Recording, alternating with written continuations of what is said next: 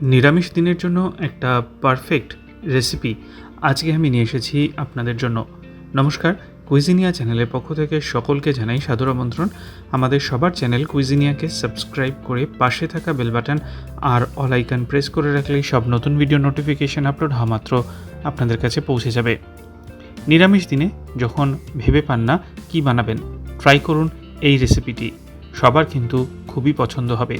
তাহলে আসুন দেখে নেওয়া যাক এই টেস্টি রেসিপির পদ্ধতি। এখানে কিছু সবজি আছে, আমরা সেই সবজিগুলোকে সব ছোট ছোট টুকরো করে কেটে নিয়েছি। প্রথমেই যেটা নিয়েছি সেটা হচ্ছে পটল। 5টা পটল খোসা ছাড়িয়ে একদম ছোট টুকরো করে কেটে নেওয়া আছে। তার সাথে আমি নিয়েছি 2টো মাঝারি সাইজের আলুগুলোকেও পটলের সাথে সামঞ্জস্য রেখে টুকরো করা আছে। আর নিয়েছি 150 গ্রাম পরিমাণ কুমড়ো, সেটাকেও ছোট টুকরো করে কাটা। এই 3 ধরনের সবজি আমি এখানে ব্যবহার করছি। কড়াইতে 2.5 টেবিল চামচ সরষের তেল গরম করে ফোড়নের জন্য দিচ্ছি 1/4 টিস্পুন পরিমাণ গোটা জিরে, একটা তেজপাতা। ফোড়নটা গরম হয়ে গেলে দিয়ে দিচ্ছি 12 থেকে 14টা কাজু বাদাম, আর তার সাথে দিচ্ছি 2 টেবিল চামচ পরিমাণ কিশমিশ। কাজু বাদাম আর কিশমিশগুলোকে 30 সেকেন্ডের জন্য একটু হালকা নাড়াচাড়া করে ভেজে নেব। আর তারপর এতে আমি দিয়ে দেব সমস্ত সবজিগুলো একসাথেই দিয়ে দিচ্ছি।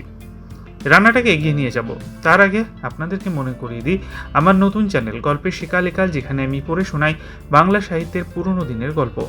চ্যানেলটাকে সাবস্ক্রাইব করতে আজকের ভিডিও ডেসক্রিপশন বক্সে লিঙ্ক দেওয়া আছে, ওখান থেকে আপনারা করতে পারেন। গল্পগুলো শুনে ভালো লেগে থাকলে বরাবরের মতো লাইক, কমেন্ট, প্রচুর শেয়ার করতে ভুলবেন না যেন। রান্নাটায় ফিরে আসলাম। এবার এই সবজিগুলোকে আমরা ভালো করে 2 থেকে 3 মিনিট সময় নিয়ে ভাজবো। এরই মাঝে আমি দিয়ে দিচ্ছি স্বাদ অনুযায়ী নুনটাকে দিয়ে আবারও নাড়াচাড়া করে নেব। টোটাল 2 থেকে 3 মিনিট সময় নিয়ে ফ্লেমটা মিডিয়াম টু হাই রাখা অবস্থায়। এরপর দিয়ে দিচ্ছি 1/4 টিস্পুন হলুদ গুঁড়ো, 1/4 টিস্পুন লাল লঙ্কার গুঁড়ো, 1/4 টিস্পুন জিরে গুঁড়ো, আর সবশেষে 1/4 টিস্পুন ধনে গুঁড়ো। এবার এই মশলাগুলোকে দিয়ে আরও 2 মিনিটের জন্য এটাকে ভালো করে ভেজে নেব। আমার ফেসবুক পেজ কুইজিনিয়াকে আপনারা চাইলে ফলো করে নিতে পারেন। ওখানে আমরা 2-3 বছরের পুরনো যে চ্যানেলের রেসিপিগুলো সেগুলো নতুন করে আপলোড করছি, তাই ফলো করে নেওয়ার জন্য অনুরোধ রইল। 2 মিনিট ভাজা হয়ে যাওয়ার পর দিয়ে দিচ্ছি 1/4 কাপ পরিমাণ গোবিন্দভোগ চাল। চালটাকে ভালো করে ধুয়ে জল ঝরিয়ে রেখে দিয়েছিলাম, এবার এটাকে অ্যাড করে দিলাম। দিয়ে চালটা এবার আরও 2 মিনিটের জন্য মিডিয়াম টু হাই ফ্লেমে সমস্ত সবজির সাথে মিশিয়ে আমি এখানে ভাজতে থাকবো। মিনিট 2 চালটাকে সবজির সাথে মিশিয়ে ভাজা এখানে আমার হয়ে গেছে। এরপর আমি এতে দিয়ে দিচ্ছি 1/4 কাপ পরিমাণ নারকেল কোড়া। নারকেল কোড়াটা অতি অবশ্যই দেবেন, এটা কিন্তু একটা দারুণ মাত্রা এনে দেয়। দিয়ে আরও একবার হালকা নেড়ে চেড়ে নিচ্ছি। আমার সবজিটা কিন্তু অনেকক্ষণ ধরেই ভাজা হয়ে গেছে। এবার এতে আমি অ্যাড করে দেব জল। 1.5 কাপ পরিমাণ জল আমি এখানে ব্যবহার করছি, এর থেকে বেশি লাগবে না, কারণ এটা আমি একদম ড্রাই বানাবো প্রথমত, আর দ্বিতীয়ত সবজিগুলো খুব ছোটো টুকরো করে কাটা আছে। জলটা দিয়ে একটু নেড়ে চেড়ে মিশিয়ে 3টে কাঁচা লঙ্কা দিয়ে দিলাম, আর একটা ঢাকনা চাপা দিয়ে এবার 4 থেকে 5 মিনিটের জন্য হাই ফ্লেমে এটাকে কুক করতে দেব।